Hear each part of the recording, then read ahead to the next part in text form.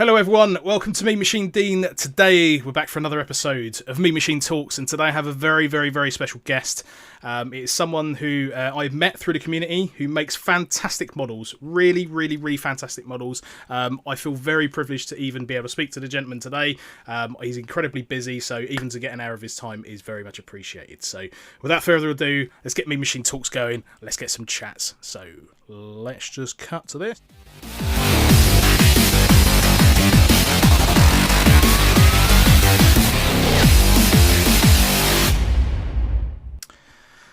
And there, we should have a very cool gentleman from Retro Electro. Well, yeah, I mean, you know, we've got to test the waters here. You know, I mean, this is the fifth podcast or fourth proper one. So here he is, the gentleman I was talking about, who makes wonderful models. So without further ado, over to you for a very brief explanation of what you do. Well, we're a new startup. I say we, it's mostly me. We want to try and produce a collection of little miniature games consoles and home computers. 2.3 scale, which is a funny scale, but it's there for a reason. It's to make sure that when we do some of the larger consoles, they're not too big to put on display, and some of the smaller ones don't sort of drop down the back of your sofa. So yeah, it's we've got the first one out, which I'm sure you'll show off at some point, which is the Mega Drive. All officially licensed, and we just want to keep making these models and keep banging them out as quick as we can. So as you've mentioned, I have one of the models here, which I bought with my own money. Before you start thinking that this kind gentleman has given me one, he can vouch that I paid for this with my own money, and it is an absolutely fantastic product. So I mean, just to show you, if you haven't actually seen one of these and you've been living under a rock for the past probably month and a half, there is a very small mini Mega Drive that does come on a little stand and looks very pretty, and it is official, and this is something to remember. It is an officially licensed product even. It looks absolutely brilliant, and I got very excited, and I shall tell you the exact reason I got excited was the fact that you get a very small copy of Sonic with it, which you can actually place inside. Now, if that doesn't get you excited, I don't know what will. That definitely the best feature. That on anybody's coffee table would get anybody excited. But yeah, I mean, the fact that you actually have little on-off buttons, so good. And a volume slider, which actually goes up and down. No volume, but this is a fantastic product, and I really can't praise it enough. You've done an absolutely sterling job with that. Thank you very much. But I think the other thing to remember is it does come with a control pad, which is very detailed as well. I mean, I will be doing a video review of this myself, so you'll be seeing all the details in a lot better than the current webcam that I'm using at the moment. But as a product, it is absolutely beautiful, and I think you should be definitely praised for the efforts that you've put in to put that much detail, and the fact that it's an official product as well. Good job. Yeah, it took a long time just in the design process. A lot of people think that you just send off a full-size Mega Drive and go, make it smaller, please. And it just don't work that way. Honey, I Shrunk the Kid, get ray gun. Yeah, we'll just make that a bit smaller. So, but no, I mean, I'd kind of seen some of the videos that other people have done where they kind of met you at a variety of different venues and stuff like that. And I was like, yeah, okay, this is cool. It was only until I actually unboxed it and I went, okay, now I get it. Now I fully understand the experience. And I think that's something important to remember. So if you do want to pick one of those up, eventually there should be a link that drops into the chat. If it doesn't, I will manually post it in myself, which I will probably do. Oops, I will do shortly because I've just realised I've copied the wrong link. But yeah, so I mean, the important thing to remember is that this product has been painstakingly put together. It's not just something that's been thrown together, as you just mentioned. So, yeah, we went through about 4 prototypes just before we was happy to move into pre-production. Wow, interesting. So, one thing to go into is, you know, I'm assuming you must have had a pick of or a thought process of which type of consoles you were going to go after from a retro scene. So, what made you pick the Mega Drive 1? Well, we approached a number of companies. They're all happy, but the Mega Drive's 30th birthday was coming up, and after the Dreamcast, it's probably my second favourite console. Bit of a Sega fanboy. Okay. So it ticked all the boxes for at that particular time. Cool.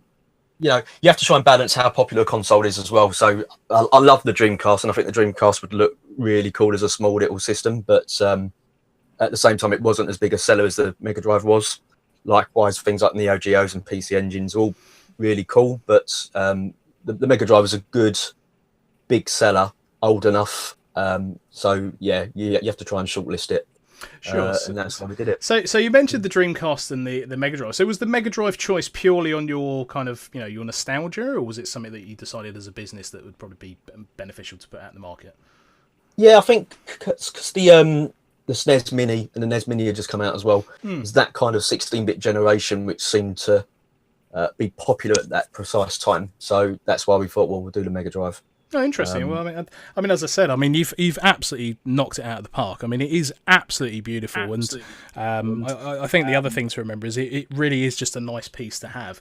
I mean, yes, it doesn't work, but it is a model, right? And I think that's something to remember. That it is a model at heart. It is perfect in its design and what it does, and the presentation that you get when you actually unbox it is fantastic. Yeah, thank you. I mean, if you are going to do just a model, then you need to make sure you get it right from a aesthetics perspective. Otherwise, it's all pointless. If it's not doing anything else. I sort of spoke to a lot of my gamer friends that bought NES Minis and SNES Minis and those kind of mini systems, and actually, for the most part, they were just sticking them on a shelf. They weren't plugging them into the TV because you've already got however many systems plugged in. Why do you need a SNES Mini plugged in long term, at least, to play a couple of inbuilt games, especially when you can get them on the Wii U marketplaces.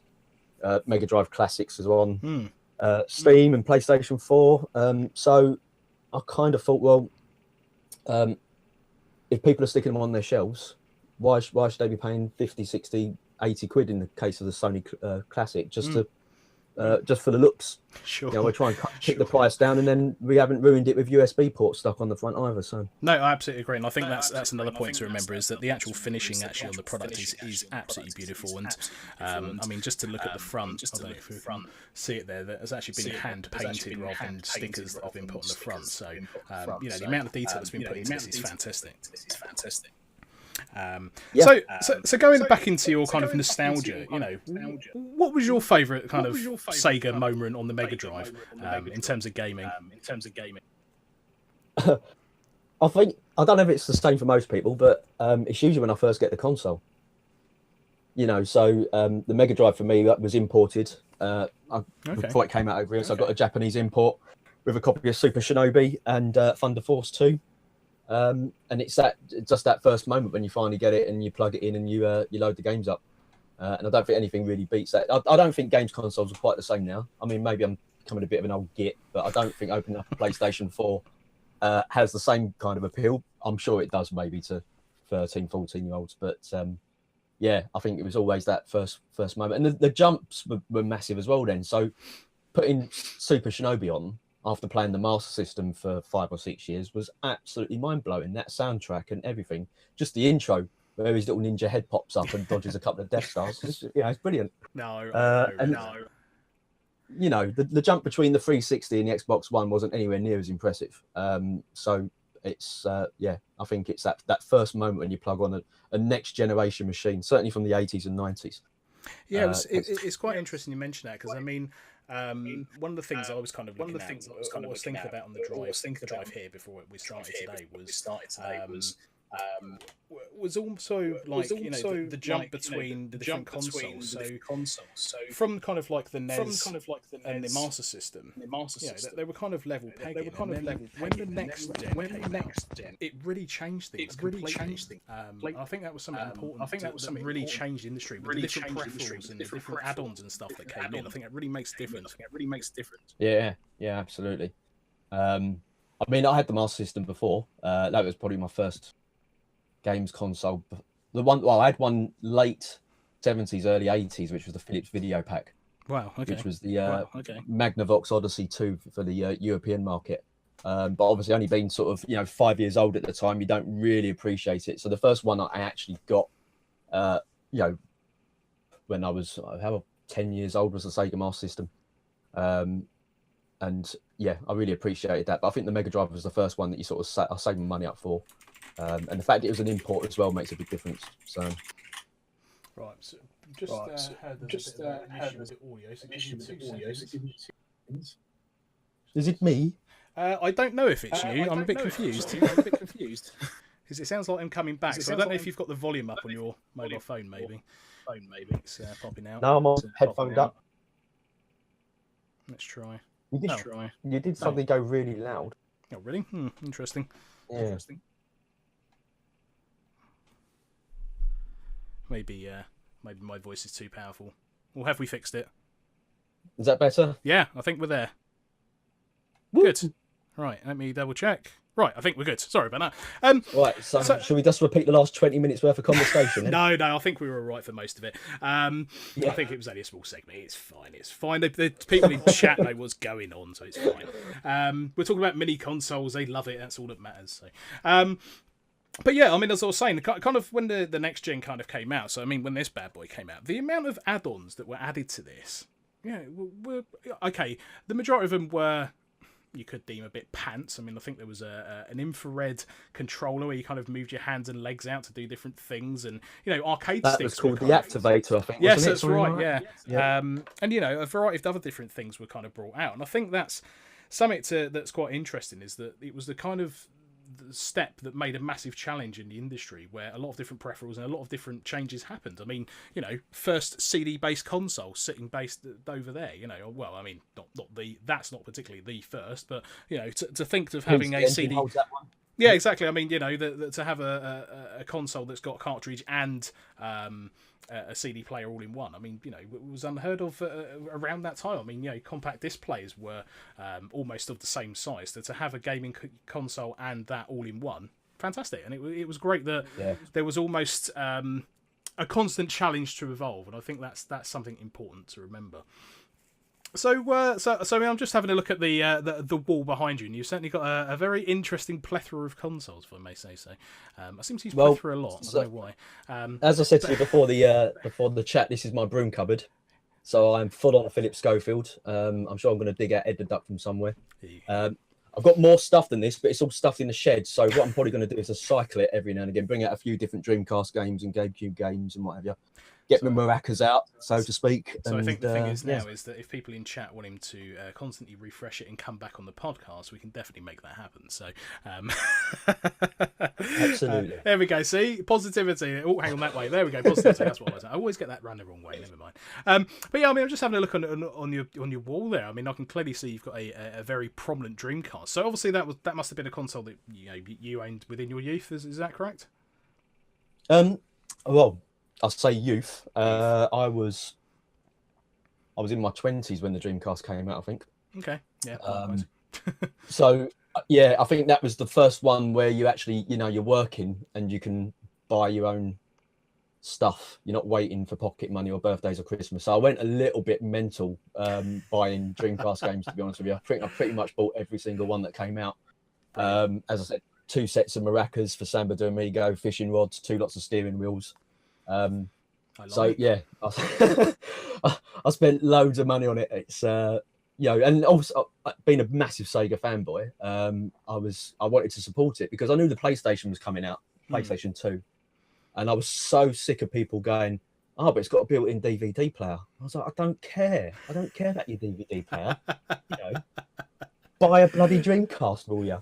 But it didn't work. I think I convinced a couple of people at work to buy them, but that was it, really. It's funny you say that because I mean I remember going to Blockbuster Video with my dad. I mean my household was predominantly Nintendo and kind of Sony up to that point. It was only in the latter parts of my adulthood, as it were, when I started sort of getting more into this kind of the Sega kind of end of things. And I distinctly remember going into Blockbuster Video and there was like walls and walls and walls of PlayStation, and then you would see the Saturn and Dreamcast walls week on week just getting smaller and smaller, and smaller until it was like one shelf, and you'd sort of sit there and go, how it had so many great titles in it. It was such a shame that both of those consoles tanked how they did. I'm not exaggerating to say that it took me about a decade to forgive Sony.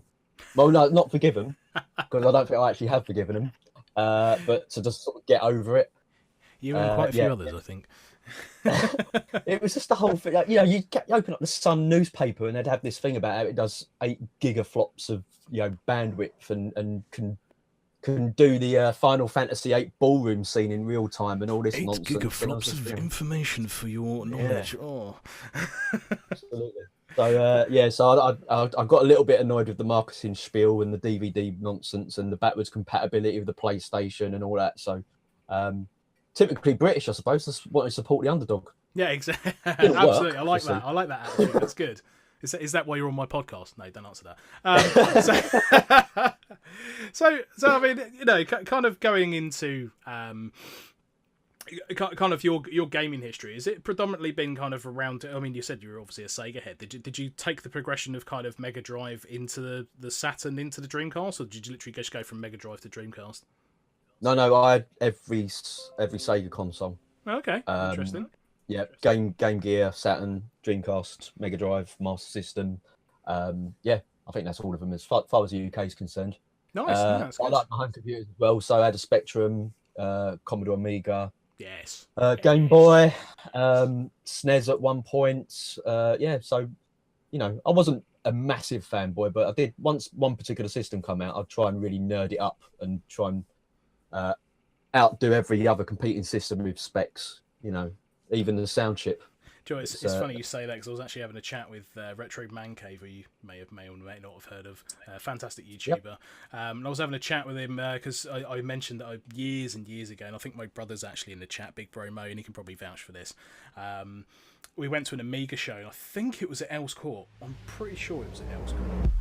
And I distinctly remember. Oh, sorry, I've just had a new cheer. Thank you very much, Hodgson Biggs, for that. And I went to this Amiga show, and I remember I was tiny at the time, and everyone just looked like massive giants, but it was packed, absolutely packed to the rafters. And I remember we came home with. I'm trying to remember now. I think it was like Shadow of the Beast, Magic Pockets, and then there was like the memory bank upgrade for the bottom of the Amiga, and it was like you had to take the whole bottom of the Amiga up and slot this chip that was about that long into it, and it was like, look at the power I have, and it was like, Christ, you know. And now you look back and you're like, really, we went through that struggle. Why? But then you were a bad man if you had a double floppy disk for your Amiga. That's when you knew you were really rocking.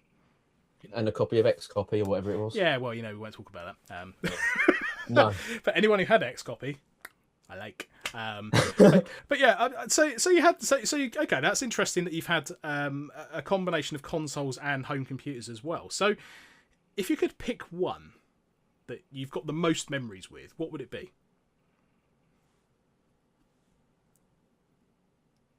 I've stumbled in. Yeah, no, you have. It's like asking me my top 5 anything. It will change every week. It would be between the Mega Drive, the Spectrum, and the Amiga, I think. Interesting. A Spectrum. Yeah, for different reasons. Really. A Spectrum and an Amiga. Controversial, but I like it. Yeah. I mean, the Spectrum was just that thing of... like, I know you don't like to talk about it, but I think it's valid when it comes to things like the Spectrum and Commodore. Everyone at school had one or the other. Absolutely. I think that's a very interesting. Oh, hang on, has he disconnected? Oh, hang on, he's coming back. You still there? I still am. I can still hear you. Hold on, He's coming back. You don't want to look. There we go. See, there we go. See, we fight technology here. That's what we do. Good. You know what it was? I was talking about piracy on the Spectrum. Yeah, that's what it was. It was what it was. It was piracy. They're trying to take us down already. God damn it! I'm only 2 podcasts down in. They're already trying to take me down. But yeah, I mean that's a very interesting point. I think a lot of people in chat can probably vouch to this. Where depending on where they lived and depending on what console they had, it was almost like everybody had different consoles, so everyone used to go to everyone's house because everyone had something different. I think that was kind of cool. And I think one of the other things built friendships. It really did.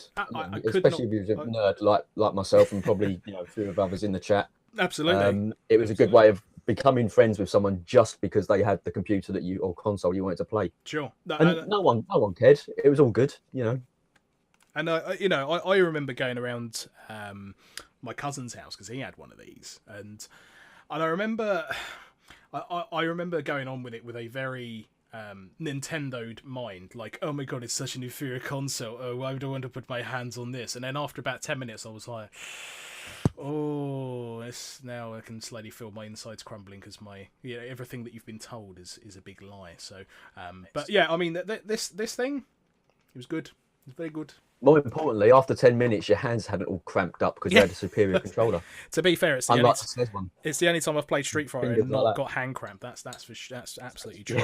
Yeah. But yeah, I mean, I wouldn't recommend getting hand cramp because it is not cool.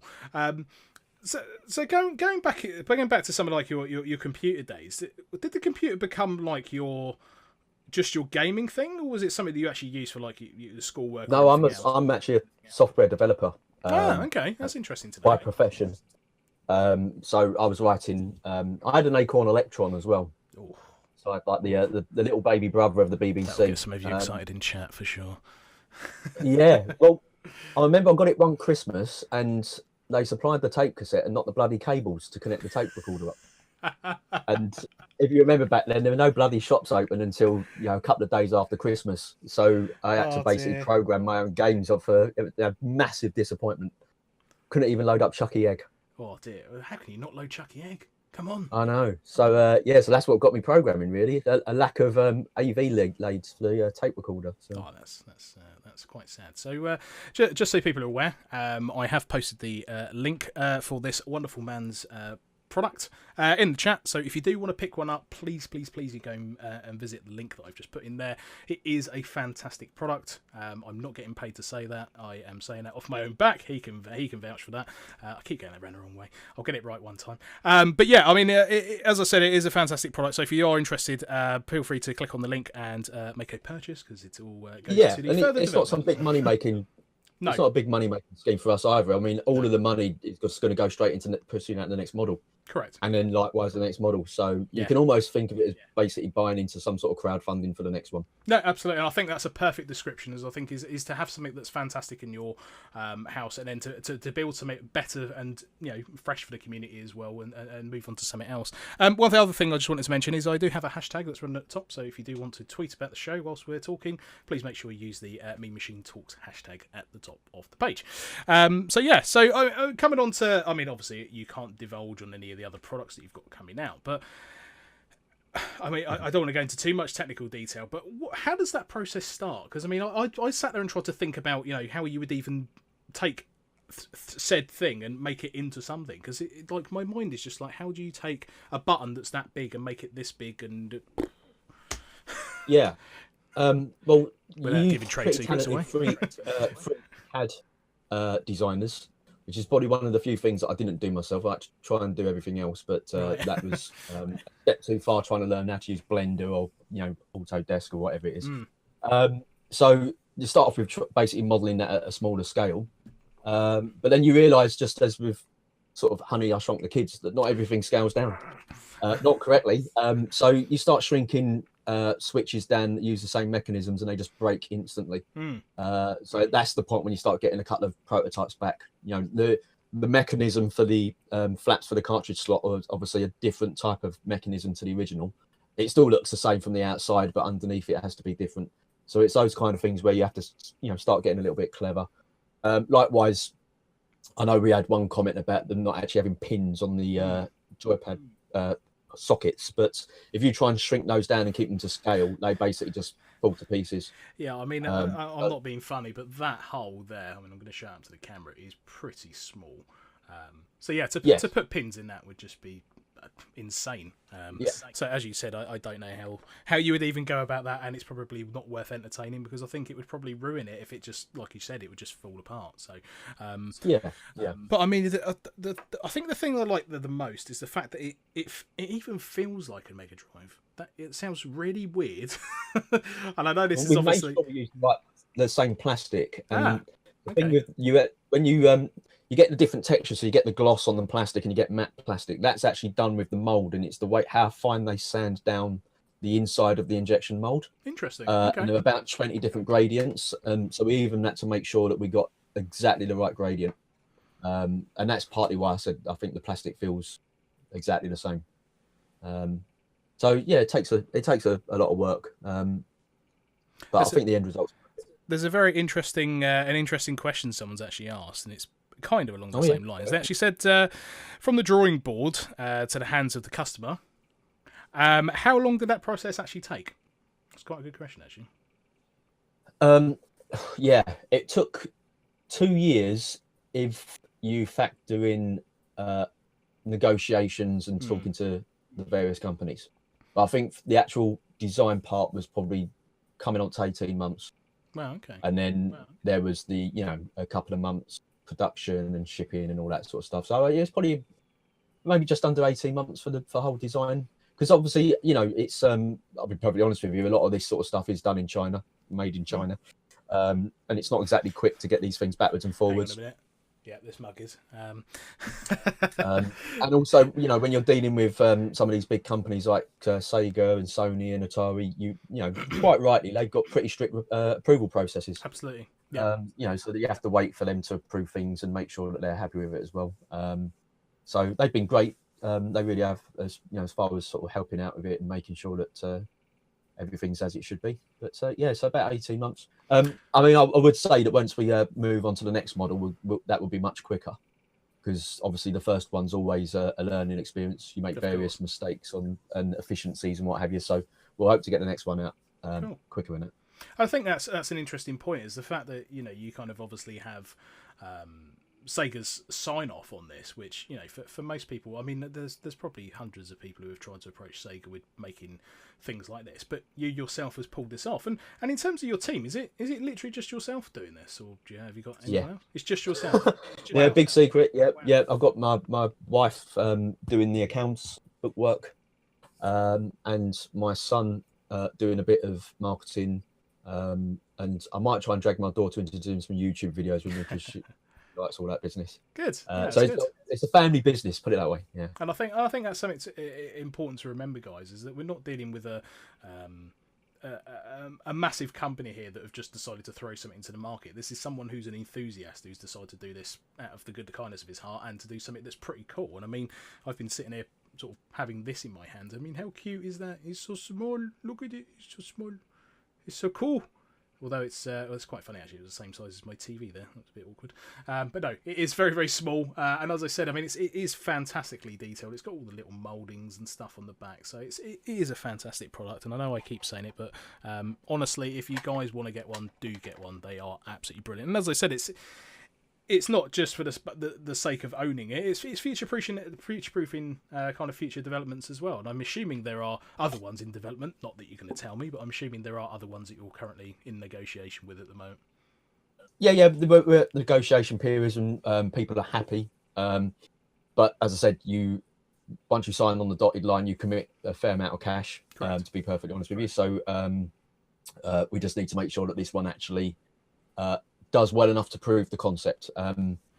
So, I mean, there's a massive irony in all this, really. Is a part of the reason why I wanted to do it is that, as you can see from my tiny little retro room, there's no way in the world I was going to be able to stick that many original full-size consoles, and I couldn't really afford some of them either. So I thought, you know what, it'd be quite good if we just do sort of, £30 to £40, depending on the model, miniatures. That means I can afford to do even ones like the Neo Geo and some of the more expensive systems. And have the space for them all. And ironically ended up spending more money setting up this business and producing the models. I could have had a perfect collection with the money I've spent on this. It's always the one you start out with a good idea and it ends up going south. But I think that the thing to remember is you have produced a fantastic product, and the fact that you did this, yourself, I mean, is testament to how brilliantly you've actually managed to execute this. Because I mean, as I said, most people would have an army of people that would go after and attempt to do this. Most people would have marketing budgets coming out of their backside, and the fact that you've done this off your own back, I mean, as I said, I mean, I found out through the guys, and many of you are in chat at the moment through, Trista Bites and Gaming Muso and Maz Gaming. I kind of spotted it through there and was intrigued enough to buy one myself. And like I said, I mean, the end result, from the packaging to the experience of when you open the box to what you actually get is brilliant. So I think you've absolutely knocked it out of the park. But the question is, are we going to get any more little cartridges to go in here?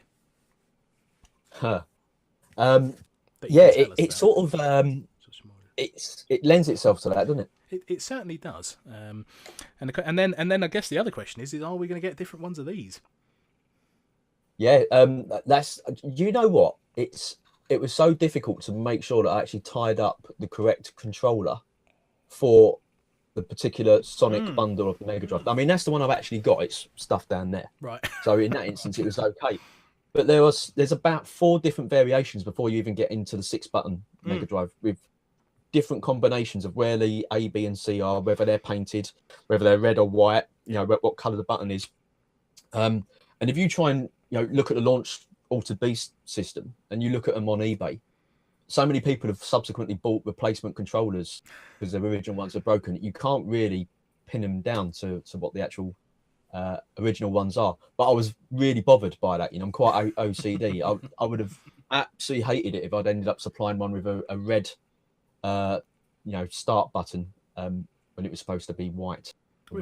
Which I think is important, because if you're going to make a model of a product, you want it to be correct. So I think that's probably, and again, I'm not going to talk bad about other companies, but I guess that's I've personally had other models before where they say it's exactly like the original, and then you get it and you're like, no, it's not.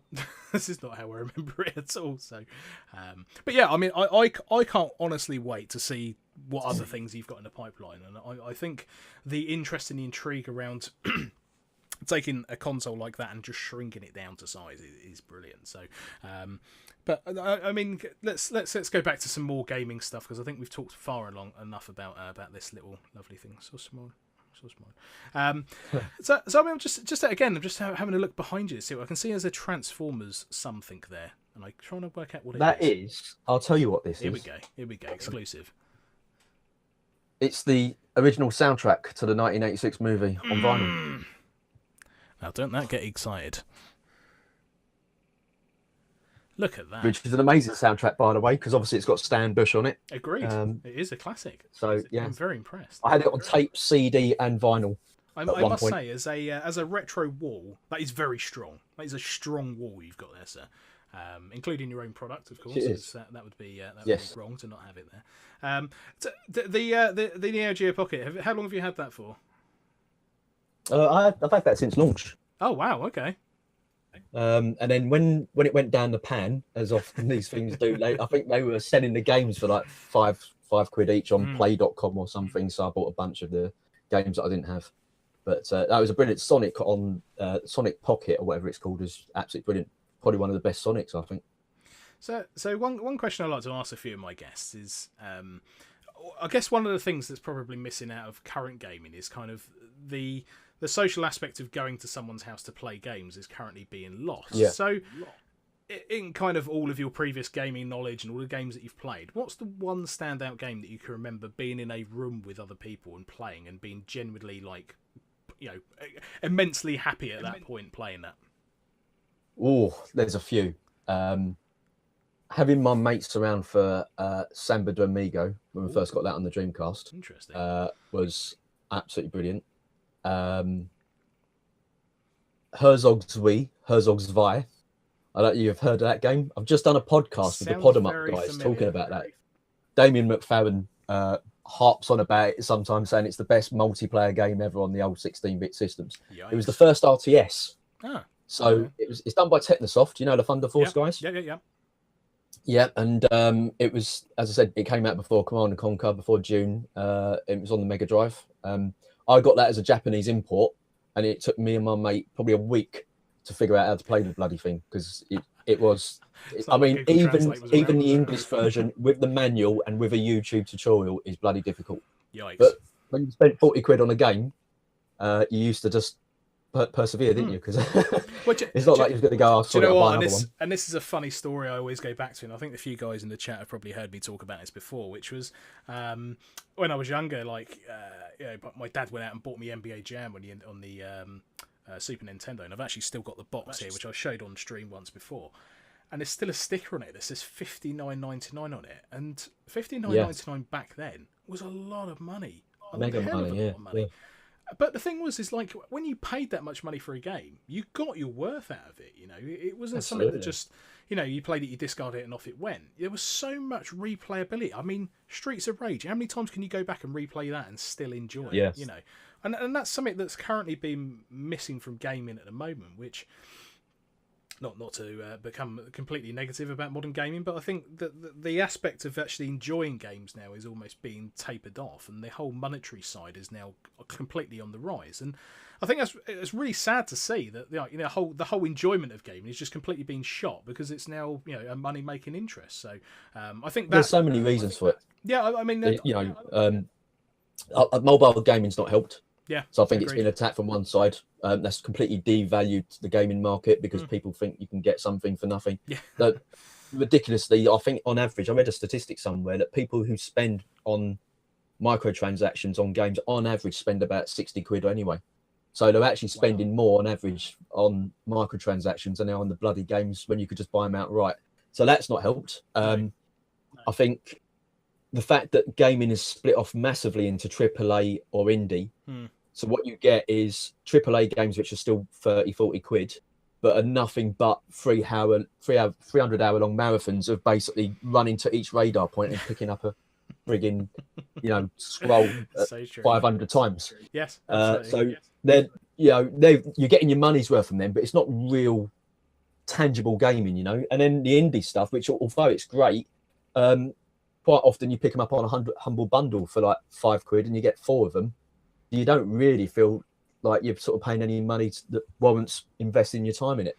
Yes. So I think that thing of a consistent 40 quid for a games cartridge, regardless of what type of game it was, regardless of how long it lasted, it could be Phantasy Star or it could be Streets of Rage. One's a 200-hour game, one's a, I'll complete it's the first Sonic in 1 credit. I've got it imported from Japan. And before my one arrived, my mate bought it around the UK version, and we basically completed it in 1 sitting before my Japanese imported even turned up. I'm but impressed. Whatever. It's replayable, isn't it? Exactly. You try and find all the emeralds, and so yeah, gaming's not. Again, don't want to sound like an old fart, but it's been attacked from various different sides. No, and I think you've raised a great point. I mean, my only experience with indie gaming is, I think, again, probably in my youth, in my ignorance, you kind of completely overlooked. I mean, I definitely did in my youth. Completely overlooked indie gaming. I mean, it was probably at its peak, I think, around the Amiga times, because there were so many people making games for kind of home consoles, and then as soon as kind of like the kind of major consoles came out, that all kind of like dipped and died. But there's slowly a resurgence of indie games that are slowly coming out, and I think the Switch is actually massively helping with that. Yeah. And there's some fantastic games on the Switch as well, especially the indie ones anyway. As a programmer myself, I love the fact that the idea of bedroom code has come back, because when I was, as I said, 10, 11, 12, and I was writing games on the Spectrum and what have you, most games that you could buy in WH Smith was still actually written by bedroom coders. Yeah. And then just at the point where I got good enough at programming to be able to write my own games, that side of the industry basically died on its arse, because at the point where the Amiga had really taken off, you actually had teams. So then you just had to apply for a job just like every other normie. And you couldn't sort of write your own game, and you couldn't write Treasure Island Dizzy and make you millions anymore, So I do love the fact that with Unity and Game Maker and platforms like Steam, that one-man bands can write games again.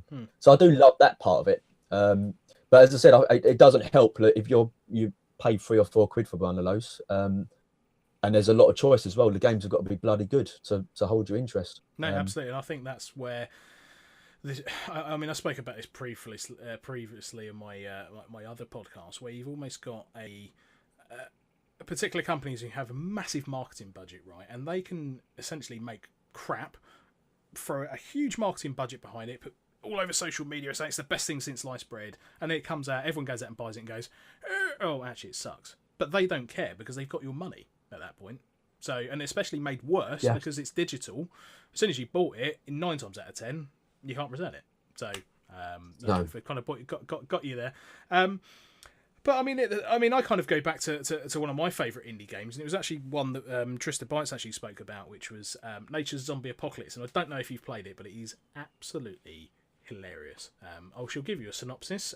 Imagine the whole of London has had an outbreak of zombies, and the only thing that's going to stop them is a load of... That is London. Yeah, it is, yeah. On a night out on Friday. And essentially you've got zoo animals that have guns. So you can have a duck walking around with a minigun. Which right, yeah, I remember Trista's video on that, actually. Yeah, so I mean, they've added an update to it recently where basically there's Twitch integration. So, and most of the guys in the chat will probably remember this from my charity stream, because they completely ruined me. Thanks, guys. You're great. Where basically you can put commands in the chat and it basically affects the game. So basically you can suddenly spawn loads of zombies or loads of extra weapons or something for the person to use. So that aspect is really nice because you don't see a lot of AAA titles actually taking that kind of grassroots approach of kind of saying, well, okay, if people are going to play it online, let's give them a better show for kind of the public. So that kind of indie aspect is really nice. Yeah, I mean that's quite similar. I was thinking this the other day. I keep trying to goad myself into doing my own sort of little YouTube videos, but one of the I was thinking that one of the good things about the old games, especially when you pay exactly what you were saying, you pay good money for them, and you might only get 8 hours from start to finish out of the game. Some of the most fun I had during the 8-bit and 16-bit eras was like that, the meta game. And I've got so many examples of weird things that you just used to spend hours sodding about trying to do. So I think the classic one was with hard driving on the Mega Drive, where you used to drive the opposite way around the track, because then the ramp basically aimed towards the cow that was by the barn, but you had to get over the barn. And me and my cousin spent, as I said, an evening just going around trying to hit this bloody cow. And when you do hit apologies him, for any vegans watching this. Yeah. And the absolute hilarity when you do hit him and it makes a moo, and you realise that the programmers have obviously been aware of it. Outrun, or was it Super Monaco Grand Prix? I think, where you'd finish a circuit and the checkered flag guy, you'd try and hit him. And it always did that really crappy 8-bit thing of just sort of moving quickly out the way. But once I managed to hit it, and he basically just disappeared into the sky. That's amazing. Scaled off and just disappeared, and stuff like that. That's obviously he had a grease moment and just disappeared into the sky, and off he goes. Yeah. I haven't even seen that on YouTube yet, so I've got to try and recreate that. I think, unless I've sort of imagined it, because it is like 30 years ago, but I'm sure it happened. So I mean, you briefly touched on YouTube. So I mean, what's your kind of views on kind of the games industry and what its impacts had on YouTube, and obviously how it's had an impact on your business? It'd be interesting to get your insight on regards to that. Well, as far as the business is concerned, I think it's been will be a great help, because one of the issues with doing a miniature model as detailed as it is that when you take photographs of it, it just looks like a Mega Drive. It, in some respects, unless you stick it on the stand like you've done, we've done too good a job. And so you have to try and give it scale and what have you. But on video, it comes across quite well. So YouTube for that side of things has been brilliant. YouTube, as far as gaming is concerned, it's a weird one, because so many people now will just watch people playing games, which when it first happened, my daughter would be sitting there watching people playing Minecraft rather than actually playing it herself. And you do the usual kind of, what are you doing that for? But then I realised that actually when you're sitting around someone's house and then they're playing a single player game, there's quite often I would just sit there watching my mate play Resident Evil 2. It's not like you can sort of go, oh, it's my turn now, you've done a level. It's a single player game. And you'd watch. And likewise, they'd watch me playing Final Fantasy VII when they came around. So I suppose that's no different. And the fact that they all decide to just stay in their own bedrooms now and not go around each other's houses to actually participate, YouTube's the next best thing, isn't it? Or Twitch or whatever. Yeah, I mean, it's, as I said, it's a real shame that, I mean, I kind of re-experienced this a couple of years ago. I think my brother and I and a couple of friends went to a kind of, I don't know, you could describe it. It was like a smallish event that was kind of around beat 'em ups and stuff like that. So it was Street Fighter, there was Smash Brothers and stuff like that. And the buzz you get when you're in an environment like that, and there's the massive competitive edge where it's all just been placed into one moment. You don't get that online. You just don't get that same feeling, when you're kind of surrounded by, I will refer to them as peers and other people who play similar games. You're in that environment, and you can kind of talk to other people and stuff like that. Where online just, online is brilliant, and it's completely unlocked the door to get people to talk to other people around the world or do podcasts like we are doing right now. But from the gaming aspect, that kind of community thing has slowly been lost, and I think Twitch to a certain degree has kind of helped bring people together, because obviously there's 11 people currently sat in chat who are currently watching this, so that kind of community aspect is quite nice too. That's kind of brought everyone together, which is quite nice. But yeah, from a gaming aspect, it's quite sad to think that people don't do as many meetups, but I think that is slowly changing. I think the retro scene has slowly started to kick that back in now. With a lot of things like retro bars and stuff like that have started to pop up, retro events that I've seen, lots of arcades around the UK as well. So I think the resurgence of getting people back into a room is slowly coming back, but obviously it's never going to be able to compete with the online market at the moment. No, I mean there's been some quite good efforts. The fact they've even had to give them a bloody genre now, haven't they? I think do they call them couch games or something? Yeah, that's right. So I bought Overcooked last Christmas, which we played for all of 20 minutes before I realised that we might end up disowning each other in the house. So, but as a concept, great idea. You just need to be sort of get on tangibly better than we do normally to actually play something like that. But the fact that they're even promoting these as games that you sit next to each other and play, it's like that was the norm originally. So there's been some sort of quite good efforts. Yeah, I mean, Overcooked's a fantastic game, actually. I mean, I played it with a colleague at work, and after about 10 minutes, suddenly realised, oh, this is actually quite good. And I was like, hang on a minute, I'm making food in a virtual kitchen. Very well designed. The fact that they've the balance of just giving you one job more than you can actually achieve is really clever. And Speedrunners, that's another good one. Another sort of old retro type game. Yeah. What's the other game that I was playing that's very similar? It's something Horizon that's on the Switch, and I can't remember the bloody name of it now. I will have to look at that. And essentially, it's a modern take on something like. Good God! I'll just had a 2-month subscription. Thank you very much for doing that. Just as you caught me in the middle of doing something, so thank you very much for that sub. It's basically a modern take on Lotus Esprit Turbo Challenge and those kind of like races. A little bit like. I don't know what you could call it. It's kind of heavily based on that. Let me see if I can find it. I know the one you're talking about. Yeah, I've seen it. It's is it a red car? Like it's a bit like an Outrun type 3D cartoony, cell shaded type thing, is it? I want to chuck in a few more buzzwords there. Yeah, feel free to do so. This is definitely the place for buzzwords. That's going to frustrate me now. Maybe someone in chat can help me out. But yeah, I mean, it was nice to see an indie game take a kind of modern approach to an old retro game, which is great, and it plays just like the old game, or older games like Outrun and kind of Lotus Esprit Turbo Challenge, which is brilliant, which I really enjoyed, and it's nice to be able to pick something up and play, and then kind of get that nostalgia come back. But the funny thing is that company actually have a Discord channel, and it was hilarious because I went in there.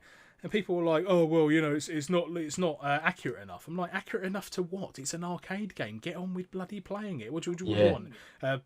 Gear shifts and stuff like that." I'm like, "People, wake up! It's an arcade game. Get over yourself." Obviously, I haven't played Power Drift on the Spectrum. No, I was just about to say that. Unrealistic on the arcades. When you actually run it through the Spectrum, it was borderline a game, let alone a racing game. Yeah, exactly. I think people are expecting a Fast and the Furious gear shift where it's got like 17 different gears and a turbo button that you can pound as well.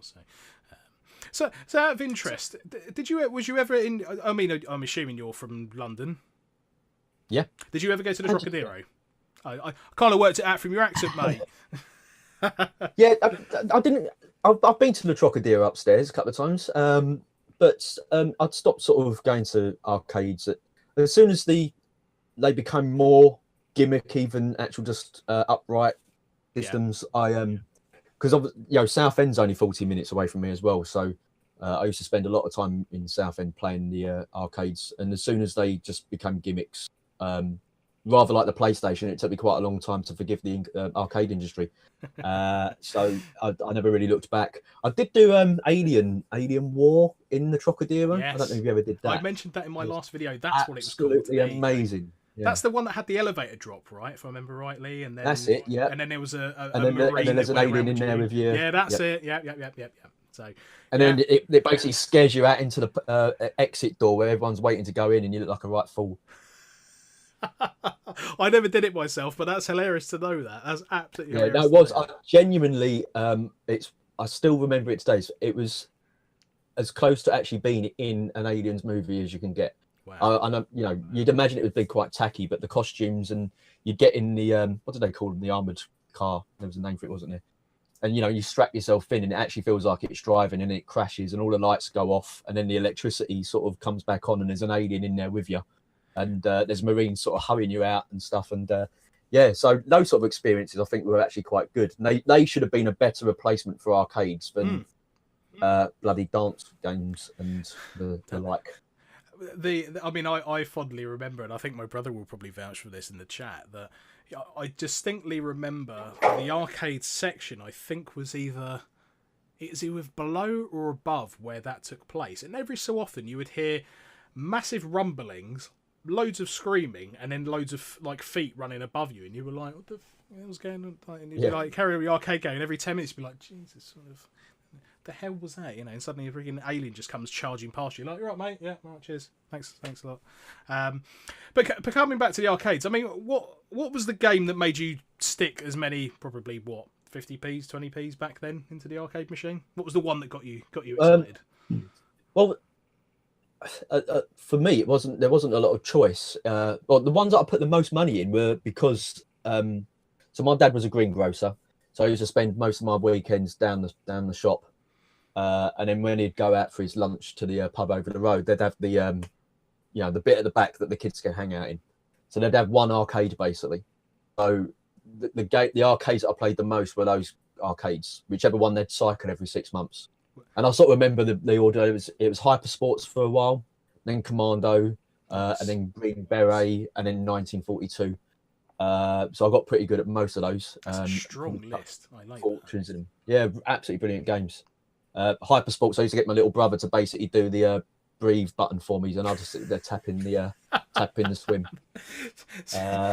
Team effort, that's what we like. We like team games. Yeah, but 1942 was probably the game that I got the best at in the end. That's that, you know, everyone's got like a little bragging arcade game where you don't mind, you can sort of play that in front of other people and draw a little crowd where they go, oh, he's quite good. He's lasted more than 5 minutes on 20p. So 1942 was the one for me. Nice. Amazing when you look at it now compared to current shooters. It's so slow. I was saying on the podcast actually, some of these people that can play modern day shooters pretty well must look at that as if it's like Guitar Hero on easy mode. You know, just bullets. Go make a cup of tea and dodge a bullet. You know? Yeah. Well, do you know what? It's funny you say that, because I mean, I'm not even sure if some of the youth would even be able to handle some of the games today, because there's a certain degree of I think of putting up with the way games were, that kind of learning the nuances. And I think nowadays things are so polished that you can kind of, your reaction speeds are, that for certain games your reaction speeds had to be on point, right? Whereas I think now there's an air of forgiveness. I mean, most modern shooters, it's like, oh, bolt this on, shoot from a mile away, and you're definitely going to get a headshot. Whereas, most shooters from yesteryear, got lucky if you got a headshot. So, but yeah, that would be a fantastic video. If anyone wants to try and do that, I would definitely be up for that. I think shoot 'em ups haven't bowed down to that though. Shoot 'em ups are now bloody difficult. Yeah. I mean, I gave up shoot 'em ups at Ikaruga.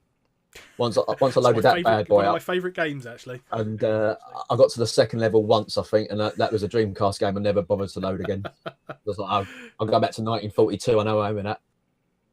So yeah, I mean that's another thing as well. There's a lot of these what were considered to be quite mainstream genres have sort of moved to the outsides a little bit, haven't they? So now, like whereas everyone had Street Fighter 2 on the SNES and would play Winner Stays On, and it was a mainstream game. Now, even the Street Fighter franchise seems to be more. You've got to be into your fighters to really appreciate it. It's not the sort of game that your average Joe will buy. Do you know what? And I think this is a games as well, as you said. Yeah, I mean this is a great point, and I mean I absolutely love my beat 'em ups. It's the heart and beat of me, and most people can kind of vouch and know about that. But when Street Fighter 5 came out, I was like, I mean, it launched without an arcade mode, which for most people was like, this is what are you doing? So they then had to make an arcade mode, which is like one thing, and then it was like, why is this character not here? Oh well, it's going to come in a different series, and there was this whole season thing that came out. So as I said, the whole days of buying a game, put it in, and off it goes, kind of is gone because you essentially buy a disc and then you've got to buy character after character after character to try and get the whole complete thing. And then eventually what they do is they go, oh, do you know what? We'll do another release and it's got everything on it and it was half the price of what everything else was. And it was like, well... Oh, yeah. I mean, Street Fighter 4 done that for me. I was eagerly anticipating Street Fighter 4 because there'd been quite a big gap between that and the third one as far as main releases. And, Xbox 360 was probably the only point where I was just at that right point in my life where I had quite a lot of online friends on Xbox Live, and I would actually play quite a lot of online games with the headset and everything. And it was a great time, don't get me wrong. And the fact that bloody game didn't have an online lobby just for friends so you could play Winner Stays On was absolutely unforgivable. Well, completely unforgivable. And I was just like, well, that's that then. I ain't buying the ultimate version or whatever it is. Like a year later, you can sod off. My most recent example of that was I bought FIFA on the Switch, like when it first came out, and I couldn't play against my friends. And I went, what? Who sat in a boardroom and went, guys, we've got a single player mode. Yeah, we've got this mode. Yeah, online. Cool. Can I play with my friends? No. What? What? Yeah. Can we go back and rewrite that, please? Obviously got a wrong opinion of gamers. Yeah, exactly. Yeah. If we're going to play online against randoms, can I play against my mate? No, he needs to stay at the same room. Oh, okay, cool. All right, nice. But I mean, it's a shame that a lot of other beat 'em ups have gone down this route because I absolutely love Tekken and I love Tekken 7, and again they've kind of gone down the season route. However, they haven't been as aggressive as maybe Capcom have been with their seasons. But again, it's such a shame that people can't go out and buy a game and just put it in and it's all there to go, because then you start to get inconsistencies. And I think a lot of the things that's actually been driving a lot of this was a lot of the esports. I mean, kind of Gfinity, which has kind of been heading up a lot of the kind of Street Fighter competitive seasons.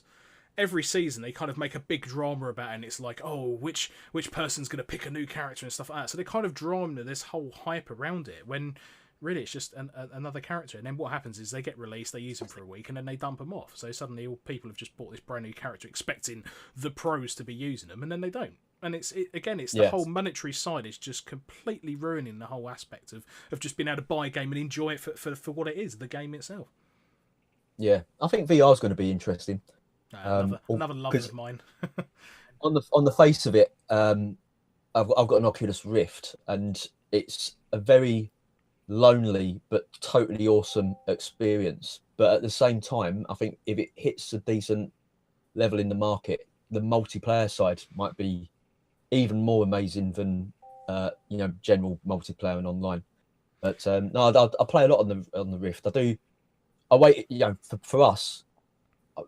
We've waited our whole life for VR to sort of gaming to get to that level. So there's no way in the world I wasn't going to build a decent PC to play that thing. Well, in fact, I upgraded my graphics card specifically for it, and same here. I mean, Beat Saber's just amazing. I think it's the first VR game to sell over 1 million copies as well, isn't it? So my brother can probably vouch for this. And I mean, we were in Harrods once walking around. Not that I'm exceedingly rich before anyone gets that impression.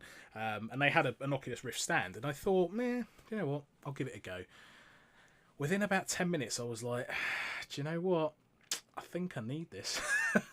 And I was ooming and ahhing and this, that, and the other, and I was looking at the price, and I thought, and then I managed to find someone who was selling a basically untouched used one for dirt cheap. And then I kind of had to upgrade the graphics card and stuff like that. And it was only until I kind of got it all working and stuff, and sat down, and the first time I really thought, wow, was when I played Project Cars. And if you haven't played that in VR, it is outstanding how accurate it is. But I mean, makes me feel sick. Yeah, but do you know what? It's funny you say that, because it took me. I mean, I kind of I suffer from a lot of motion sickness. Like, you stick me in the back of a coach for a while, it's going to end in tears, mainly mine and a pool of vomit. But I had to basically break myself in, so I was doing it in like 15-minute stages. So I was kind of going 15 minutes off, and so forth. Eventually I got to a stage where I felt fine, and I was like, okay. And then I got a free copy of Ripcoil, which, if you've not played, is basically Pong in 3D. So essentially you've got imagine Tron with the discs, and then kind of Pong, it kind of sits in the same thing. So you're on this like hover thing, and you shift your weight left and right. But the thing is you shift your weight to the left, you end up going like 10 meters to the left. So your whole brain goes, oh, I don't know what's going on. And you get really bad motion sickness. And that's the only time I've ever took the headset off, and I was like, Deep breaths, deep breaths, deep breaths, deep breaths. Yeah, I'm not going to be sick. I think we're okay. So, Yeah. but there are some brilliant things, and I mean, a couple of people in the chat have actually, or have watched my streams, have seen me do it. There was a brilliant indie developer crew called EMU VR, and what they've essentially done is you end up with an 80s or 90s bedroom, kind of similar to what. Oh yeah, I've got it. Yeah. Yeah. So I mean, Well, to be able to version of it, customize that and actually get like the cartridges and kind of dock them in, and you know the amount of effort and the detail they've gone into it is absolutely brilliant. So at some point I'll be going back into that when my knee doesn't give way all the time. Put that aside, it's nice to see those kind of indie little bits that are coming through. But I would love to see more AAA titles. Excuse me, that was dinner trying to come back up. See some more AAA titles. Try and break through and really start to. Yeah, Elite Dangerous was very good on it on the VR. Oh, it was brilliant, absolutely brilliant. But the problem with Elite Dangerous is you fire it up. I mean, I bought an arcade stick, a flight stick. You plug Elite Dangerous in, and you sit down and didn't know what I was doing. But, yeah, I mean, no one does at the start. And I mean, you sort of plug everything in. You look down, you go, oh right, it's 8:30. And you go right, and then you look back and you go, oh, it's 4 o'clock in the morning. Shit, what have I done? I've been cruising through hyperspace, picking up junk, and that's about all I've done. So, but it is as a graphically demanding game. I mean, you look around and the interfaces you get and the way things pop up. It's just stunning. The infinite distance of space. And the contrast of that and the cockpit of the spaceship is just absolutely. I mean, it's actually quite. People go about playing scary games in VR, but sometimes playing something like that where you feel like you're floating around in space, and if you haven't been in space, it's got to be quite a daunting thing, isn't it? So you're going to have a sad time. But I mean, it's one of those things. I mean, if you wanted to compare it against a kind of retro game, I mean, if you compared it against something like Wing Commander, where you kind of had that interface in front of you and stuff, and then you go and look at something like Elite Dangerous, where you're looking around and panels pop up and you can kind of interact with them and shut the panel and then carry on. It's absolutely breathtaking, and you almost have to gather your thoughts for a minute, because you're like, well, hang on a minute, is this real? I'm in space. Yeah, exactly. I'm in space. It's very dark and there's not much going on. I mean, it's strange that I think Beat Saber is probably one of the best games, and it's not trying to simulate real life in any way. No, absolutely. And it's one of those games. I feel like I could probably beat anyone up with a lightsaber now, provided it was to tacky Euro house music and they were shaped like Terrorhawks, and then I'd be all right. I think that's probably a comment and probably a bit that I'm going to clip and use over and over again. So if someone wants to clip that, so feel free to do so, because that is brilliant. I mean, Trista Bytes is also well-known Jedi yes. Fighter. Is that a term? Jedi Master? Well, I don't want to call her a Jedi. Saber Master. She also loses fights to clothing horses, so that is a true fact. But that aside, yes, that kind of thing does exist, and it's nice to see that kind of crossover where where craftsmanship and swordsmanship kind of crosses over into VR. And in fact, I saw a brilliant game that was actually I think it was like a medieval type game, if I remember rightly, and you can literally like go with massive swords and like big shields and stuff. I know what you smack people in the face and crack them over the head and stuff. And I thought, like grunge or something. Yeah, exactly. I mean, it's what a brilliant way to kind of relax after a stressful evening, is to smash someone in the face with a shield and then hack off their head, which I think is a beautiful way to. And in VR as well. Yeah, exactly. I mean, Friday night in London is pretty much the same. So. Yes, quite. So I mean, what how often do you use your Rift, just out of interest? Probably once a week, maybe Saturday night. Everyone's gone to bed, and I'll just stand up and make a fool of myself for a bit, and that's it really. Yeah, so not as much. I don't do any gaming at the moment, particularly because I'm too busy. He's too busy making pretty things like that. That's why. Yeah, and obviously doing all the rest of it, trying to sell it. So making it was the easy part in comparison. Yeah, selling it is always the hard bit, is the sell, right? So, but that's why retro games are so good, isn't it? Because I can sit there and I can play eSWAT for 20 minutes and then just switch it off and not think about it anymore. Exactly. Don't have to worry about saves or anything like that, so it's good. Cool. All right. Well, I think we're currently at an hour, so I will probably. Oh, really? It's flown by. I know, it's flown by. What fun we've had. We've had brilliant quotes. We've had technical issues, but we got around those. That's the important thing. It seems that chat have been very active, so thank you to the 12 who have currently put up with this amazing. Chat. So I haven't read any of it, but I can only single task. So sorry about that. And I'm trying to do 4 things. Yay! But as I said, guys, I mean, I am going to bear with me one moment. I'm going to now. Come on. I'm going to re-pump the link back into chat. So that you can go and buy one of these lovely, lovely little models. They are pretty, very pretty. There we go. Look at that. Don't you want it? Don't you want it? Buy it. Please do. As I said, it's not for the sake of the company. It's for the future developments of what we want, and we want more of these things, and that's something we want to bring. All I'd say is imagine 20 of these on a little shelf. Or every system, home computer, games console that you can think of. What rare I ones want that you can is possibly behind afford. you is to replace all of those consoles with mini ones. That's what I want to get to. Yeah, that'd be all great. of those behind you. All of those. Even if it is a strong wall, it is a very strong wall. And now you showed me that Transformers album. I kind of want it. Yeah. Give me it. No. But no, thank you very much for joining me. I really appreciate you coming on the podcast. I hope everybody has enjoyed this slightly wacky and brilliant podcast. And a big thank you again to yourself, Vic, for coming on the podcast. It's great to speak to you. And as I said, if you do want to buy one of these, please go and visit the link in the description. And also, if you are watching this on demand, on rewatch on Twitch, on YouTube, or on iTunes and Spotify, as we are now on there as well, all of the details will be listed in the bottom of that. So, from me, MeanMachineDean, from Vic, oh no, still got it right the wrong way. From Vic, there we go. I will get it right one time I will. Yeah, somewhere around there, somewhere along there. I will bid you all a very pleasant evening, and I will speak to you all soon. Thank you very much for joining. MeanMachineDean is everybody. Signing out. A big Thanks, thank Dean. you. It's been great. You too. Take care.